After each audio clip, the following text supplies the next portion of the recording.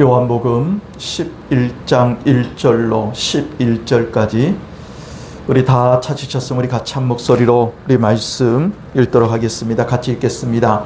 어떤 병자가 있으니 이는 마리아와 그 자매 마르다의 마을 베다니에 사는 나사로라.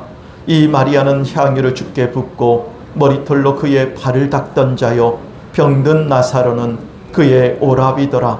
이에 그 누이들이 예수께 사람을 보내어 이르되 주여 보시옵소서, 사랑하시는 자가 병들었나이다 하니 예수께서 들으시고 이르시되 이 병은 죽을 병이 아니라 하나님의 영광을 위함이요 하나님의 아들이 이로 말미암아 영광을 받게 하려 함이라 하시더라. 예수께서 본래 마르다와 그 동생과 나사로를 사랑하시더니 나사로가 병들었다 함을 들으시고 그 계시던 곳에 이틀을 더 유하시고 그 후에 제자들에게 이르시되 유대로 다시 가자 하시니 제자들이 말하되 랍비여, 방금도 유대인들이 돌로 치려 하였는데 또 그리로 가시려 하나이까? 예수께서 대답하시되 낮이 12시간이 아니냐? 사람이 낮에 다니면 그 이 세상의 빛을 봄으로 실족하지 아니하고 밤에 다니면 빛이 그 사람 안에 없는 거로 실족하느니라.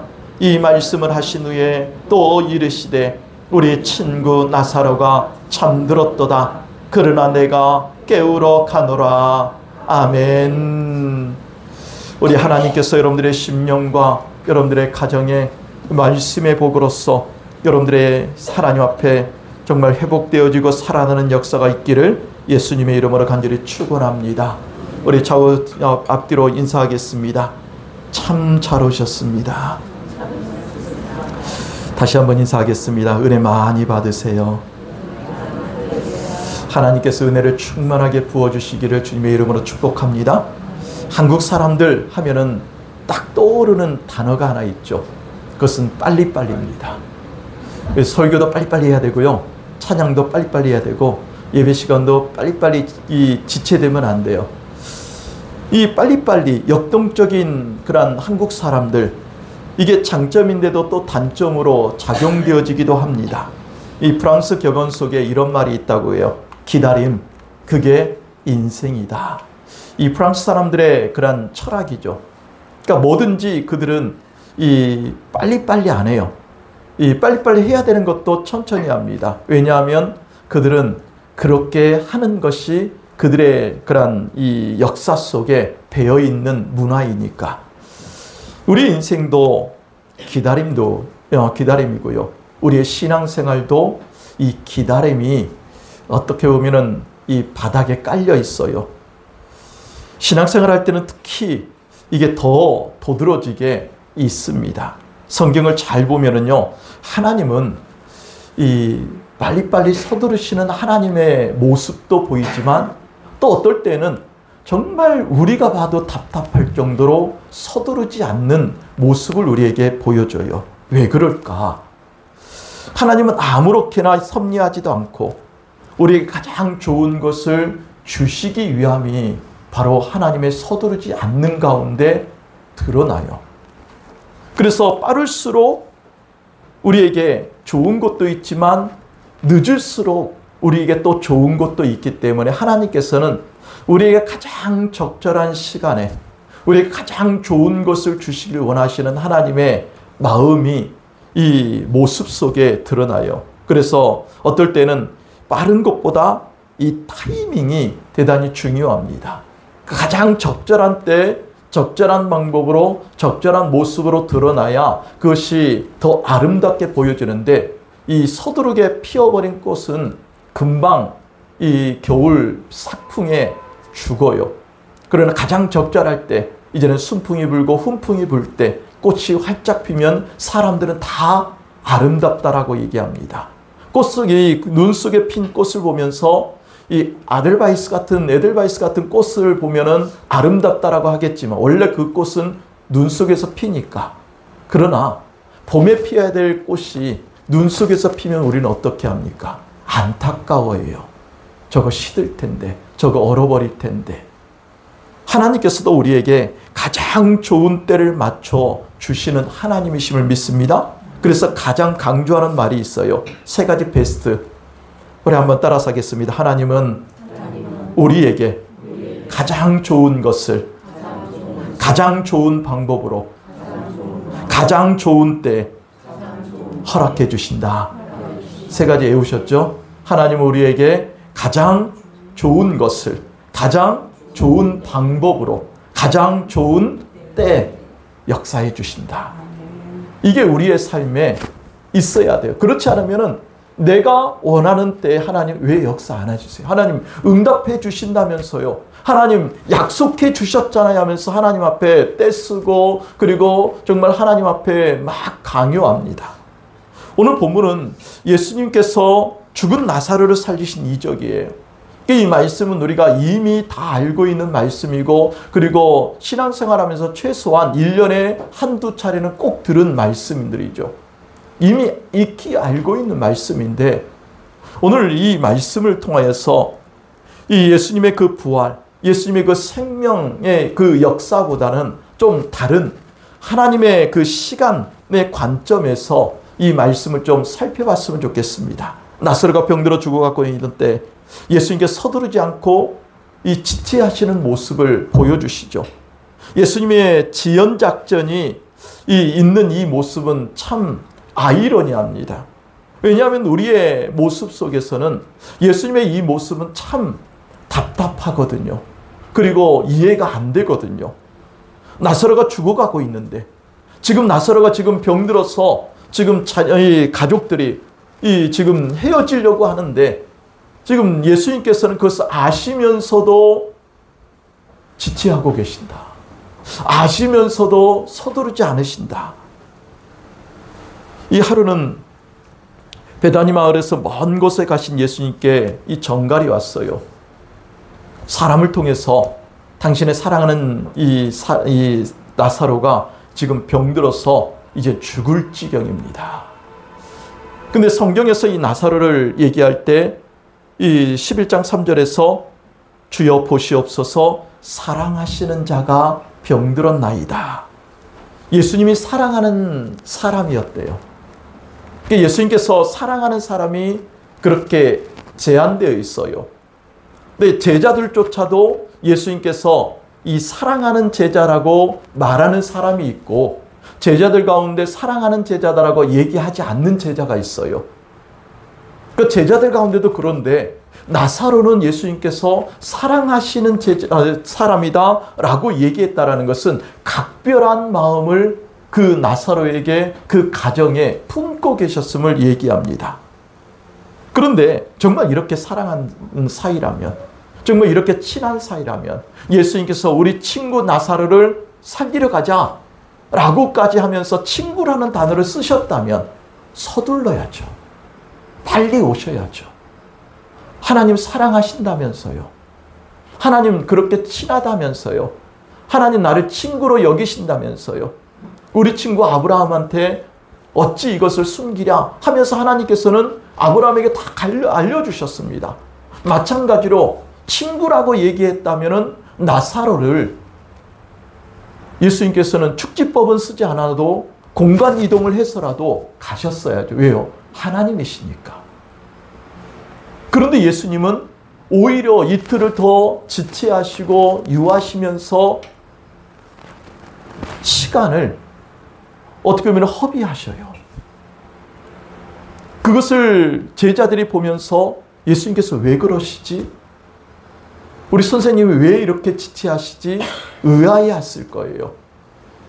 그런데 제자들이 의아하지 않은 것은 바로 직전에 유대에서 오면서 그 유대에서 유대 사람들이 예수님을 돌로 쳐서 죽이려고 하는 사건들이 벌어졌었거든요.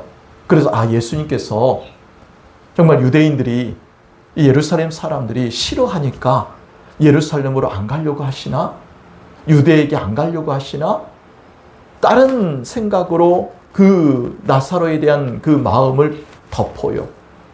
그래도 한 곳에서 나사로가 병들었다함을 들으시고 그 계시던 곳에 이틀을 더 유하시고 라고 하는 이 말씀은 우리에게 있어서는 이해가 안 돼요. 오히려 우리의 사건이고 우리 가장 가까운 사람에게 일어난 이 일이라고 한다면은 이 사건 속에 벌어진 예수님의 이 모습은 우리를 시험 들게 하고 우리를 낙심시키는 모습이기도 합니다. 그런데 이런 이상한 가운데 이렇게도 생각해 볼 수 있어요. 예수님은 전능하신 하나님의 아들이시니까, 성자 하나님이시니까 굳이 나사로가 있는 곳으로 달려가지 않아도 마음만 먹으면 그곳에서 말씀만 해도 그곳에 하나님의 천사가 역사하지 않겠냐. 이틀을 유하시고 그리고 3일째 되는 날 예수님께서 나사로야 너는 살아나라 말씀만 하셔도 그 예수님의 말씀에 나사로가 살아날 수 있으니까 그렇게 하실 수도 있기 때문에 이틀을 더 유하시지 않았는가? 근데 그렇지 않았어요. 그러니까 나사로의 경우에도 충분히 가능했을 텐데 그렇게 하시지 않으시는 이유, 여전히 예수님은 서두르지 않고 베다니 마을 어귀에까지 이제 겨우 오셨습니다. 예수님께서 이틀을 더 유하시고 3일째 출발하신 거죠.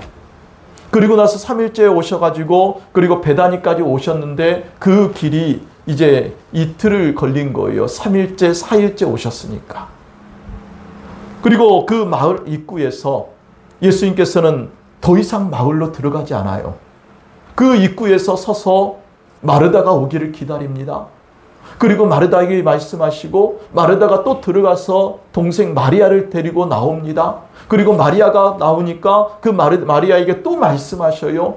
그리고 나서 나사로에게 가는 거예요. 근데 그때는 이미 나사로가 이미 장례가 다 끝난 상태예요.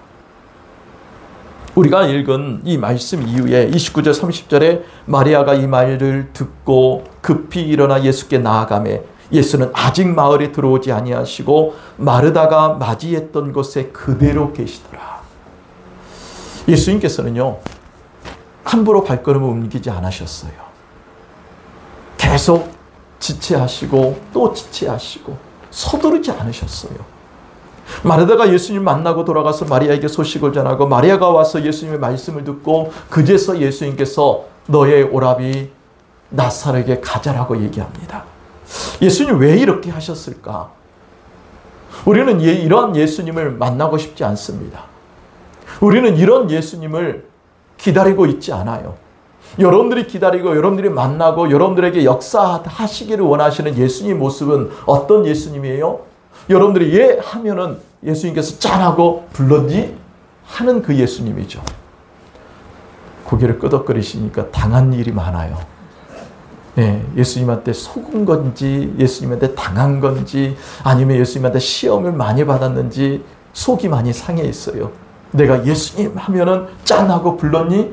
해야 되는데 이 나사로에게 역사하듯이 너무나 느긋하신 예수님, 서두르지 않는 예수님, 마치 조선시대 때 양반네가 뒷짐 딱 짚고 어슬렁어슬렁 그렇게 마을 한 바퀴 돌듯이 예수님께서는 그렇게 나한테 오시는 거 보니까 저 앞에서 뛰어오셔야 되는데 저 앞에서 나한테 곧장 오셔야 되는데 해찰이란 해찰은 다 하셔요. 그냥 지나가는 사람 괜찮니? 그리고 옆집 담 너머에 뭐가 있나 두리번 하면서 나한테 오는 모습 보니까 속이 터지는 거죠. 우리는 그런 예수님을 만나고 싶지 않아요. 우리는 그런 예수님이 이상해요. 왜냐하면 우리에게 알려지고 우리가 정말 믿고 있는 예수님은 전능하신 하나님이시고 그리고 바로 역사하시는 하나님이고 즉각적인 은혜를 베풀어 주시고 즉각적인 그러한 실천을 행하시는 그런 예수님을 원하지, 그런 하나님을 바라지, 그렇게 느긋하신 하나님을, 느긋하신 예수님을 우리는 바라지 않아요. 일부러 시간을 지체하시는 의도적인 모습을 보여주신다면 여러분들은 이 자리에 있을 만한 사람들이 얼마나 있을까요? 저부터 뛰쳐나갈 겁니다. 저에게 의도적으로 예수님께서 안 오신다? 예수님께서 일부러 시간을 지체하시면서 안 오신다? 답답해서 가슴이 그냥 속이 터져버렸을 거예요. 근데 오늘 말씀 11장 11절에 뭐라고 말씀합니까? 우리 같이 한번 말씀 읽도록 하겠습니다. 11절 시작. 이 말씀을 하신 후에 또 이르시되 우리 친구 나사로가 잠들었도다. 그러나 내가 깨우러 가노라. 이제 예수님께서 예수님다운 모습을 보여주시죠. 이 모습이 우리가 원하는 예수님의 모습이에요. 이전까지는 예수님의 모습을 가지고 있는 다른 사람의 모습 같아요. 이 모습이야 우리가 믿는 예수님, 우리가 바라는 예수님, 우리가 기다리는 예수님의 모습이에요. 그렇다면 지체하신 게 나사로가 죽을 때까지 기다리셨다라는 말입니까? 자칫 오해하면은 우리는 예수님이 야속하시다라고 얘기할 수 있어요. 그런데 예수님은 어떤 분이신가 하는 것에 대해서 우리가 초점을 맞춰야 됩니다. 예수님께서 왜 지체하셨냐?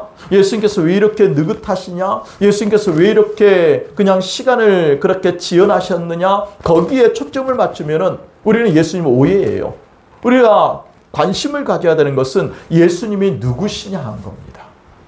예수님이 어떤 분이신가 하는 거예요. 우리는 그것을 잊어버려요. 왜냐하면 내 사정이 급하니까, 내 문제가 급하니까, 내가 지금 다급하니까, 내가 지금 죽을 지경이니까, 내 식구가 지금 죽어가고 있는데 빨리 그것을 해결해야죠. 그래서 TV에 가끔씩 나오는 그러한 선행의 사건 속에서 뭐가 나옵니까? 어제도 광명에서 어떤 아기 엄마가 축 늘어진 그런 아이를 안고 자기 차에서 도저히 응급실에 가지 못해서 거리로 뛰쳐나와요. 다행히 지나가는 그런 경찰차 타가지고 2분 만에 응급실에 가서 다행히 소생되었습니다. 못 만났으면요. 그 응급실을 못 갔으면요. 아이는 죽는 거예요. 우리는 그 다급함 속에 살아갑니다.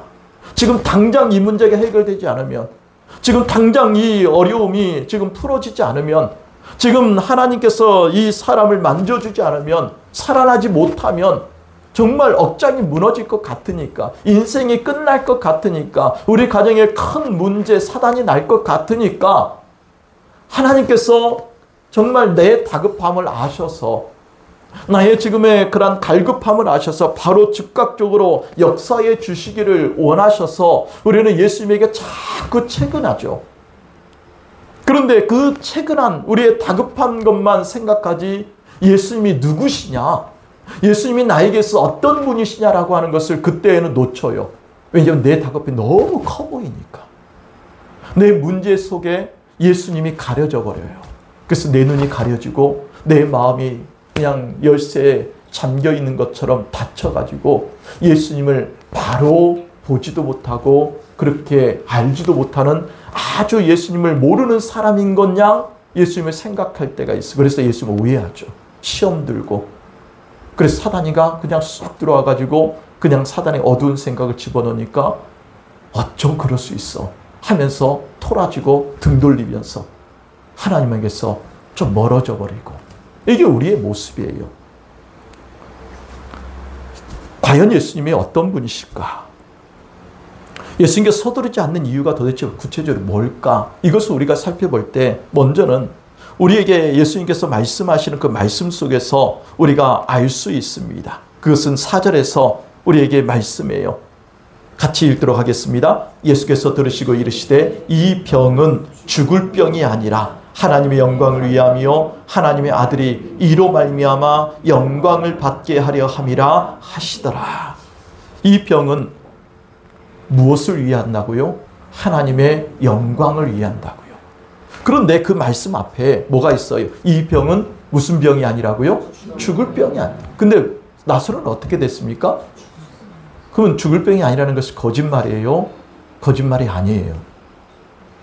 이걸 내 시각에서 볼 것이냐, 예수님의 시각에서 볼 거냐, 이거예요. 예수님이 누구냐에 따라서 이게 달라지는 거예요. 그러니까 사람의 시각은 이 육신에 이 숨이 쉬지 않고, 요즘에는 의학이 너무 발달되어 있으니까 뇌파가 이 발생되지 않으면 뇌사 판정하고 그리고 심장 사 있다라고 그렇게 인정합니다. 그러면 끝나요. 그런데 하나님의 시각에서는요, 예수님께서 나사로가 사람들이 죽었다라고 해가지고 그리고 장사를 지낸 그 일에 대해서 나사로는 죽지 않았다, 나사로는 지금 죽을 병이 아니다 라고 말씀하시는 이유가 뭡니까? 그걸 우리가 놓치면 안 돼요. 예수님께서 왜 나사로를 죽을 병이 아니냐라고 말씀하시냐 이것이에요. 예수님이 누구시길래? 우리는 우리의 인생에서 누가 중요합니까? 예수님이 중요합니까? 내가 중요합니까? 여러분들의 인생이 중요하다고 우리는 생각할 때가 너무 많아요. 내가 죽으면 하나님이 뭐 중요한데? 내가 죽고 나면은 하나님이 나에게 있어서 무슨 의미가 있는데? 라고 생각할 때가 있어요.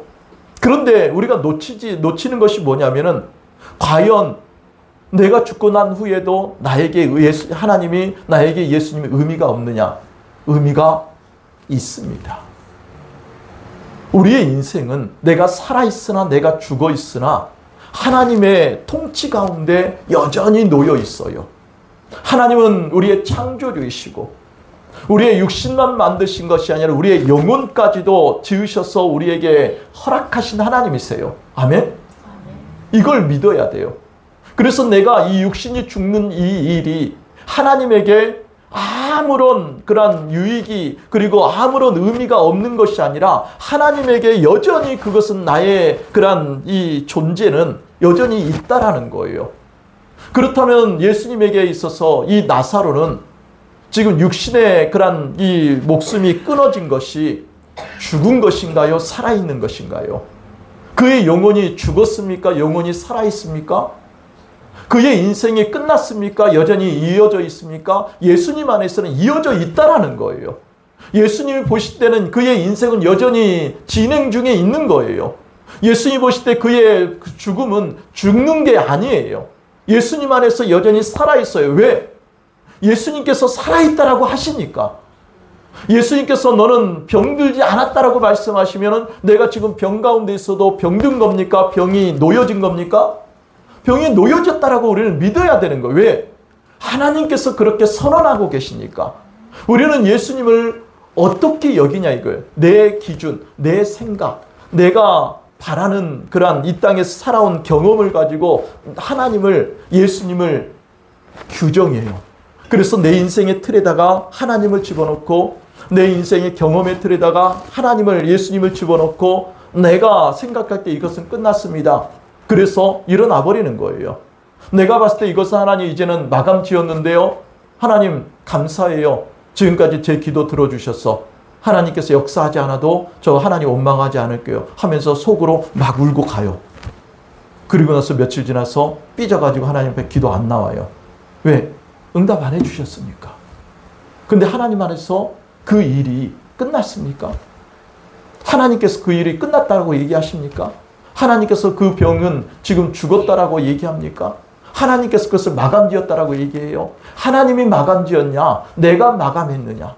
하나님이 진행 중이시냐? 내가 진행 중이냐? 그것이 중요해요. 왜냐하면 내 인생에 나는 무엇을 중요하게 여기냐에 따라서 우리의 인생의 길들이 달라져 버리기 때문에 믿음의 사람들은 최소한 하나님을 왕으로 섬기는 사람인 줄로 믿습니다. 하나님을 나의 주요, 나의 하나님이요, 나의 아버지라고 믿는 사람인 줄로 믿습니다. 그렇다면 하나님께서 나에게 대해서 지금 그 일에 뭐라고 말씀하시는지를 들어야죠. 예수님께서 나사로를 죽지 않았다, 병들어 죽을 병이 아니다라고 말씀하시면은 죽는 병이 아니에요. 죽은 게 아니에요. 끝난 게 아니에요. 사람의 눈으로만 보이고 사람의 생각과 경험 속에서만 그것이 끝났구나. 이제는 마감 지어야 되는구나. 이제는 묻어야 되는구나. 이제는 이별이구나 라고 하는데 하나님께서 아니다라고 하면 아닌 거예요. 이게 우리의 믿음이죠. 우리는 여기까지 가야 됩니다. 하나님께서 나를 고쳐주셨다라고 말씀하시면 그것을 믿음으로 내가 수납하고 하나님 내가 믿음이 연약하지만 내가 믿습니다. 나의 연약한 믿음으로라도 내가 이것을 믿는 믿음으로 나아가니 하나님 나의 자그마한 믿음에 은혜를 주세요. 그래서 하나님 말씀대로 이루어지게 해주세요. 이게 우리의 믿음의 모습이죠. 예수님께서는 하나님의 모든 영광을 위해서 그 일이 이루어진 것으로 말씀해요. 그래서 전능하신 하나님, 그 능력의 하나님 앞에서는 죽은 모습이나 살아있는 모습이나 다 하나님 앞에 하나님께서 살아있다라고 하기 때문에 죽은 것이 아니다라고 하기 때문에 살아있는 것인 줄로 믿습니다. 여기에서 믿음이 작동되는 거예요. 내 믿음이 얼마만큼의 믿음인지. 두 번째로 우리가 살펴볼 수 있는 것은 예수님께서 서두르지 않는 것이 신앙의 연단을 위해서 지금 서두르지 않는 것을 우리에게 보여줘요. 그래서 우리가 읽지 않은 15절에 보면 이 말씀을 합니다. 내가 거기 있지 아니한 것을 너희를 위하여 기뻐하노니 이는 너희로 믿게 하려 함이라. 내가 거기에 나사로가 지금 죽고 있는 그 진행 중에 있을 때, 나사로가 병 때문에 지금 신음하고 아파하고 죽어가고 있는 그 가운데 있지 않는 것을 예수님께서 기뻐한대요. 어쩜 그럴 수 있습니까? 그렇죠? 우리가 생각할 때 그 자리에 계셔야죠. 우리가 생각할 때 예수님께서 그 자리에 오셨어야죠. 예수님께서 같이 아파하고 같이 눈물 흘리시고 어쩜 그럴 수 있냐, 너는 그렇게 죽어가면 어떡하냐 하면서 같이 슬퍼해야죠. 근데 예수님께서는 내가 그 자리에 있지 않은 것에 기뻐한다라고 말씀하시는 것은 그 바로 다음에 이는 너희로 믿게 하려 함이라. 뭘 믿게 하려 함입니까? 부활하신 주님, 부활의 능력의 주님, 살아계신 하나님, 전능하신 하나님, 시간과 공간을 초월하신 하나님, 그 초월자 하나님, 인간의 생각과 인간의 그 한계를 뛰어넘으신 하나님이심을 믿게 하려고. 지금까지 제자들은요, 어떤 예수님만 봤냐면요, 병 고치는 예수님만 만났어요. 귀신을 내어쫓는 예수님만 만났어요. 병을 고치고 귀신을 내쫓고 그리고 사람들의 그러한 연약한 것들을 회복시키시는 예수님을 만났지, 지금까지 한 번도 예수님은 죽은 자를 살리거나 그렇게 죽은 가운데서 사람을 다시 회복시키는 그러한 예수님을 그들은 본 적이 없습니다. 그래서 이 나사로 이 사건이 어찌 보면 예수님의 사역 속에서 대단히 중요한 분기점이에요. 왜냐하면 예수님은 그 십자가를 아직 제자들에게 얘기하지 않았어요. 아직 제자들에게 십자가의 사건이 있을 거라고 말씀하지도 않은 가운데 이 부활을 보여주고 죽은 자가 살아난다는 것을 보여주면서 예수님께서 나중에 십자가 사건을 얘기했을 때 제자들이 이 나사로 사건을 기억하면서, 아, 예수님께서 십자가에서 죽으신 것은 다시 부활하기 위함이었구나 라고 믿도록 하기 위한 건데, 제자들은 그것을 못 믿어요. 이것을 봤는데도, 이것을 경험했는데도 예수님은 살아날 수 없어. 모든 사람은 한 번 죽으면 못 살아나. 그 고정관념, 그 인간적인 생각과 경험 속에 그들은 함몰되어 버린 거예요. 우리도 그래요.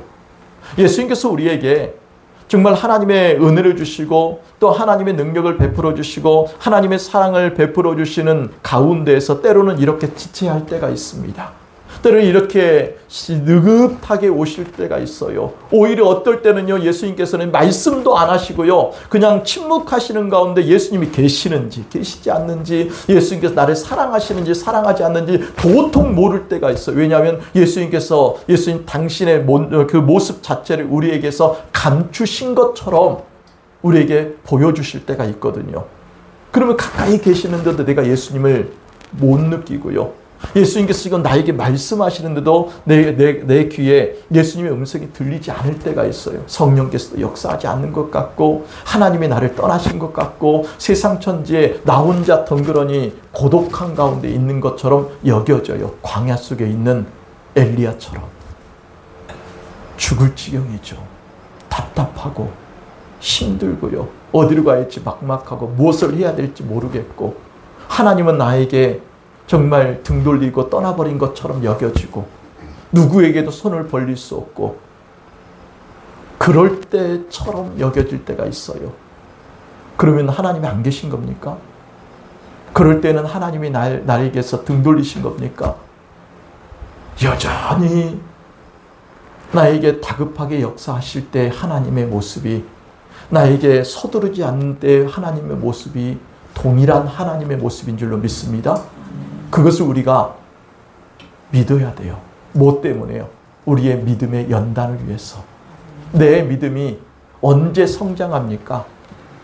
여러분, 우리나라는요, 사계절이 있어서 나무들이요, 참 좋은 그러한 이 환경을 가지고 있죠. 겨울에 혹독한 추위를 견뎌낸 나무들만이 봄을 맞이해요. 그 봄을 맞이하는 순간 나무들은요, 언제 그랬냐는 듯이 그냥 새싹을 탁 돋고 그리고 쑥쑥 자랍니다. 그런데 봄이 됐다고 해서 모든 나무들이 다 싹을 틔우지 않아요. 겨울을 이겨내지 못하면요, 봄에 죽어요. 겨울에 그 추위를 견뎌내야 돼요. 그리고 봄에 그 싹을 틔워내야 이 여름의 뜨거운 그런 햇볕을요, 나무들이 견뎌낼 수 있어요. 이 뜨거운 그런 여름을 정말 겨울에 그 삭품을 한 품을 견뎌내듯이 견뎌내는 나무가 이제는 열매를 맺혀요. 열매 맺지 못하는 나무들은요, 여름을 못 견디는 나무예요. 열매를 맺는 그 과실수들은요, 다 여름을 견뎌내야 돼요. 그럼 한번 봐보십시오. 지금 이제 가을을 접어들어서 열매 맺습니다. 열매 맺는 것들이, 열매들이 시원찮은 것들은요, 여름을 제대로 못 견뎌냈으니까. 영양분을 과일로 정말 열매로 잘 공급해주지 못하니까 과실들이요, 정말 볼품이 없어지고요, 썩어버려요. 그렇게 열매 맺는 그 나무들이 이제 열매를 떨어뜨리고 그리고 잎사귀를 떨어뜨리고 이제는 겨울을 준비하죠. 우리의 인생도 하나님께서 똑같이 역사해요. 우리의 신앙의 연단은요, 하나님께서 그냥 끊임없이 공급해 주실 때 절대 잘하지 않습니다. 가나안 땅에 들어갔을 때 이스라엘 백성들의 신앙이 잘하지 않아요. 광야에 있을 때 하나님께서 그들을 연단하시고 하나님의 살아계심을 보여주시고 하나님의 능력을 경험하게 하시고 하나님 그들에게 정말 혹독한 환경에서 너희들에게 살 길은 나 여호와 하나님이다. 너희들이 나를 바라보고 나와 함께 있으면 너희들은 산다 라고 하시면서 그들이 40년의 연단의 그 과정을 견뎌냈을 때 그들은 가나안의 축복을 누리고 가나안에서 신앙으로 세워질 수가 있었던 것처럼 하나님께서는 지금 제자들의 신앙을 연단시키고요, 특별히 정말 마르다와 마리아의 신앙을 연단시켜요. 나사로가 나중에 살아나가지고 그리고 한참 후에 자기의 그런 일들의 전황을 다 듣고 나서 예수님께서 이틀이라 유하시다가 오셨대. 예수님께서 집에 바로 들어오지 않고 마을 어귀에서 그렇게 시간을 지체하시되 하면서 그렇게 누이들한테 얘기를 들었을 때 나사로의 마음에 어떤 마음이 들었을까요? 예수님에 대한 섭섭함이 들었을까요? 아니면 예수님에 대한 감사가 더 많았을까요? 저는 나사로가 절대 섭섭하지 않았다라고 생각해요. 왜냐하면 예수님이 뭔가 뜻이 있겠지. 예수님이 뭔가 계획을 가지고 오셨지. 예수님께서 이틀을 더 유하신 것은 예수님의 부활의 역사, 예수님의 그 살아나신 역사를 나를 통해서 먼저 보여주기 위해서 그런 거야 하면서 나사로를 지금 예수님께서 그 예수님의 그 부활 그 전에 먼저 부활의 사건을 그렇게 모델로서 모델하우스처럼 보여주는 그것이 나사로에게서는 너무나 영광이고 너무나 감사이고 너무나 감개무량한 거예요. 왜? 예수님보다 먼저 부활을 경험했으니까. 예수님의 모델하우스의 역할을 했으니까. 우리도 우리의 삶에 예수님께서 지체하실 때에는 나에게 뭘 하시기 위해서? 하나님의 그 부활의 능력을 경험하도록 하기 위해서, 하나님의 뜻을 알려주시기 위해서, 내 믿음이 지금 이 상태면은 안 되니까 더 성장시키기 위해서. 예수님께서 변화산에 올라가셨을 때 예수님께서 제자들 3명만 데리고 올라가셨죠. 그리고 나머지는 산 밑에서 기다렸습니다. 그런데 예수님께서 그 3일 동안 그곳에 계셨을 때 산 밑에서 이제 이 귀신 들린 아이를 데리고 온 아버지가 제자들에게 이 아이를 고쳐달라고 했습니다. 못 고쳤어요. 예수님께서 내려오십니다. 근데 그 사건이 이 논쟁의 사건으로 변해져 있는 거예요. 계속해서 말다툼만 있는 거예요. 나중에 예수님께서 그 아이를 정말 고치시고 그리고 제자들이 예수님께 와가지고 몰래 속삭입니다. 도대체 예수님, 우리는 왜 못 고쳤습니까? 이 사건이 전에요. 이미 제자들은요, 전도대로 나가면서 예수님에게서 병 고치는 능력과요, 그리고 귀신을 내쫓는 능력까지 이미 받은 사람들이에요. 그것을 경험했었던 사람들이에요. 그러니까 더 이상한 거예요. 왜 이 아이는 못 고칩니까? 그때 예수님께서 뭐라고 말씀하십니까? 기도 외에는, 다른 성경 기도와 금식 외에는 이런 종류가 나갈 수 없다라고 말씀합니다. 왜 우리의 삶에 하나님께서 연단을 주셔요? 우리의 신앙이 지금 그 상태로 있으면 좀 어려운 문제가 생기고 좀 더 답답한 어려움이 닥치면 견뎌낼 수가 없으니까, 이겨낼 수 있는 믿음, 넘어설 수 있는 믿음, 하나님의 살아계심을 증거하고 하나님의 영광을 드러낼 수 있는 그 믿음의 사람으로 우리를 세워주시기 위해서는, 예수님께서 마음은 아프지만 예수님께서는 정말 그들의 심정은 알지만 기다리게 하시는 거예요. 견디게 하시는 거예요. 내 눈물 쪽 싸도 정말 그 눈물과 콧물 다 쏟아내는 일이 있어도 그 가운데 정말 하나님을 의지하고 하나님을 믿는 믿음이 있는지 시험하시고, 내가 정말 주님을 의지하는 그 믿음 가운데 우리 주님께서 가장 좋은 때, 가장 좋은 방법으로 가장 좋은 것을 주시기 위해서 역사해 주실 줄로 믿습니다. 우리 사랑하는 성도님들, 예수님은요, 우리에게 믿음이라는 것은 공짜가 아니라는 것을 가르쳐요. 우리의 은혜로 정말 값없이 구원받았다고 하지만 사실은 예수님의 십자가의 그 구속의 공로가 아니면은 우리는 도저히 거기에서 헤어나올 수 없는 연약한 인생이었잖아요. 그러니까 우리가 구원받은 성도로서 합당한 그런 신앙의 삶을 살아가기 위해서는 우리는 하나님 앞에 때로는 기다려야 됩니다. 주님 오실 때까지, 주님 역사하실 때까지, 주여 은혜를 베풀어 주실 때까지 기다리는 믿음이 필요해져. 자, 그러니까 우리는 이런 그런 상황으로 이 나사로의 사건을 보면은 어때요? 나사로가 죽음을 경험하는 게 있지만 신앙의 연단도 받고 또 하나님의 영광을 위해서 복음의 선한 도구로 쓰임받을 수 있었다라고 하는 것을 우리는 볼 수가 있습니다. 나사로 본인에게 물어봤지 않았지만 분명히 나사로는요, 오히려 영광스럽게 여겼을 거예요. 우리는 이 존 햇지라는 사람에게 사람이 이런 얘기를 합니다. 하나님의 지체하심은 거절함이 아니다. 우리를 위해서 하나님께서 최선의 결과를 도출하기 위한 하나님의 가장 적절한 때를 우리에게 기다리게 하시는 줄로 믿습니다.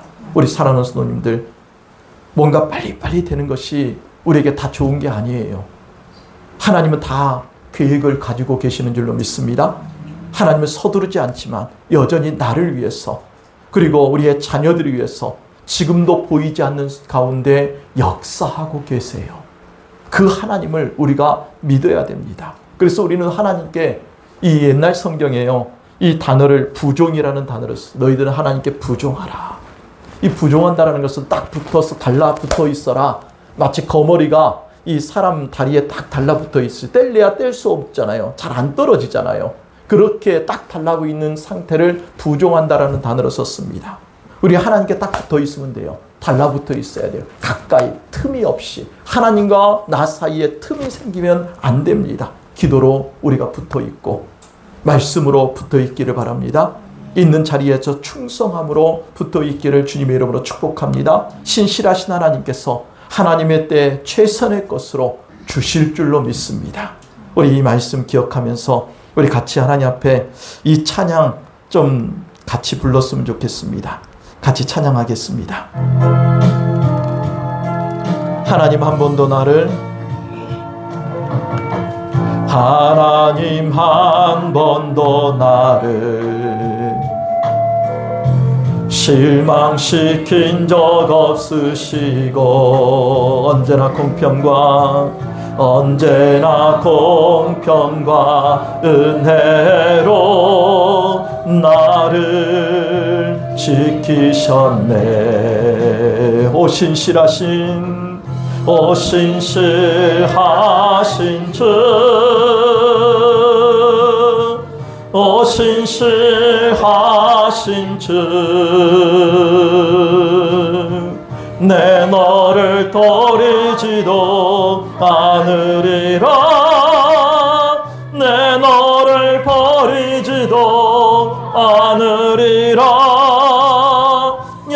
약속하셨던 주님, 그 약속을 지키사 이후로도 영원토록 나를 지키시리라 확신하네. 지나온 모든 세월들, 지나온 모든 세월들 돌아보아도 그 어느 것 하나, 그 어느 것 하나 주의 손길 안 미친 것 전혀 없네. 우리 두 손 들고 찬양합니다. 오 신실하신, 오 신실하신 주, 오 신실, 오 신실하신 주. 내 너를 떠나지도, 내 너를 떠나지도 않으리라. 내 너를 버리지도 않으리라. 약속하셨던 주님, 그 약속을 지키사 이후로도 영원토록 나를 지키시리라 확신하네. 오 신실하신, 오 신실하신 주,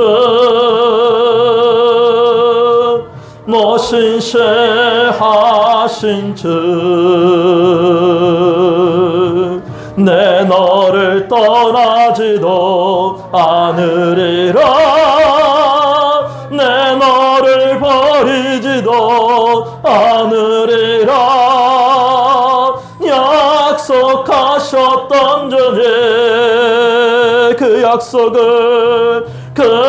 약속을 지키사 이후로도 영원토록 나를 지키시리라 확신하네. 나를 지키시리라, 나를 지키시리라 확신하네. 우리 시간에 주여 한번 부르고 말씀 붙들고, 하나님 내가 너무나 조급할 때가 많이 있습니다. 내가 너무나 서두를 때가 많이 있습니다. 그러나 신실하신 하나님이십니다. 역사하시는 하나님이십니다. 지체하면은 서두르지 않는 것에는 하나님의 뜻이, 하나님의 계획이 있음을 믿습니다. 나에게 믿음을 주시옵소서, 은혜를 주시옵소서, 역사하여 주시옵소서. 우리 시간에 주여 한번 부르고 기도하겠습니다. 같이 기도합니다. 주여, 살아계신 하나님 나의 아버지, 주께서 우리 성도들의 심령 가운데 믿음을 주시옵소서, 은혜를 주시옵소서. 내 믿음이 너를 구원하였느니라, 내 마음에 합한 믿음이다라고 기뻐하시며 칭찬하시며 하나님 아버지 마음을 하나님 흡족하게 드릴 수 있는 믿음이 되기 원합니다. 아버지, 우리의 연약함이 하나님의 마음을 슬프게 하지 않도록, 그래서 내 믿음이 더욱더 성장하고 내 믿음이 세워질 수 있도록 아버지 하나님 도와주시옵소서. 아버지 은혜를 베풀어 주시옵소서. 주의 성령으로 주여 강권하여 주시옵소서. 주의 능력으로 역사하여 주시옵소서. 주의 크신 권능의 능력으로 역사하여 주시옵소서.